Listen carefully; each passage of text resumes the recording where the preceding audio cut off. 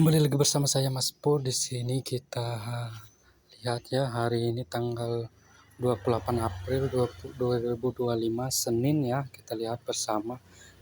Akhirnya kita juga mencapai 100 juta ya, dari 10.000 kita tabung secara konsisten tiap hari dan kita bisa hitung sehingga mendapatkan 100 juta per hari ini, meskipun di sini ya masih minus, yaitu 22 juta. Jadi kita lihat, tapi kita beberapa kali kita sudah mendapat dividen dan kenaikan dari ikut AADI ya. Kita lihat bersama.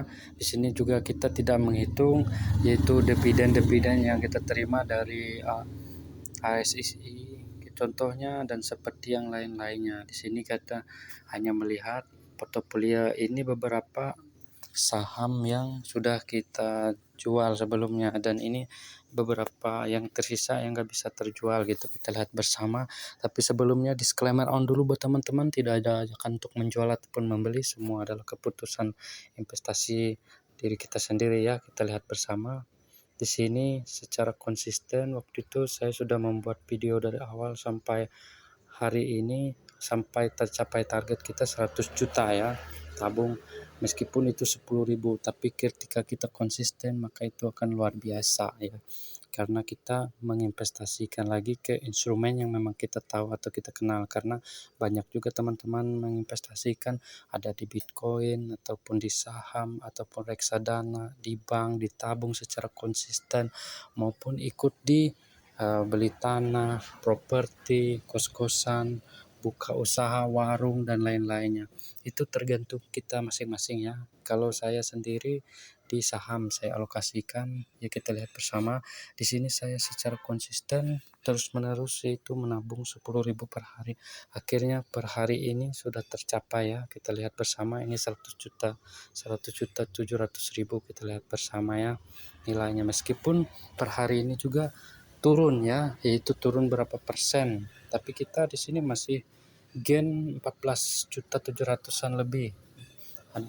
Ada yang kita menambah jumlah portofolio kita sehingga mencapai 100 juta itu, yaitu dari dividen Adaro, dan kita tebus lagi AADI waktu itu dan naik beberapa puluh persen. Setelah itu langsung kita jual. Di sini kita lihat Adaro ya, dividennya 16 juta, kita langsung tebus AADI waktu itu.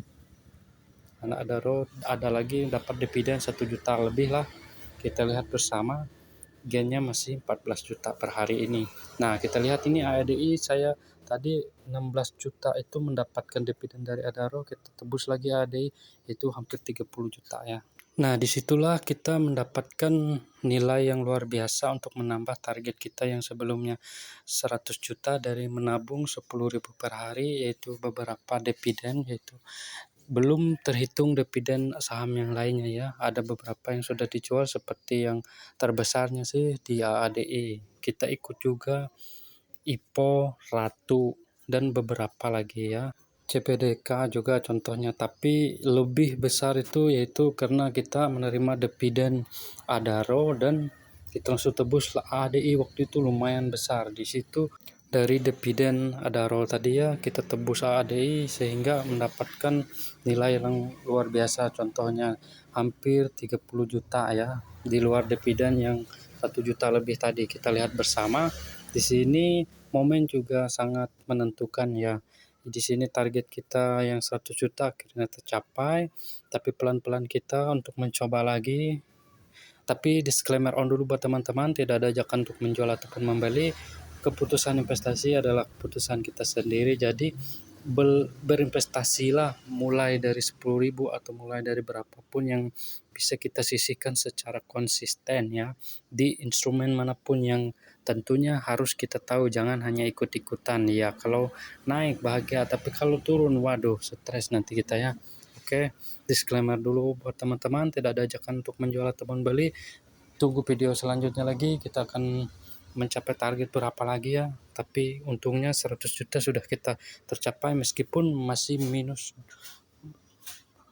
22 juta ya, 22%. Di sini kita lihat bersama, tapi intinya nilai investasi kita udah mencapai 100 juta.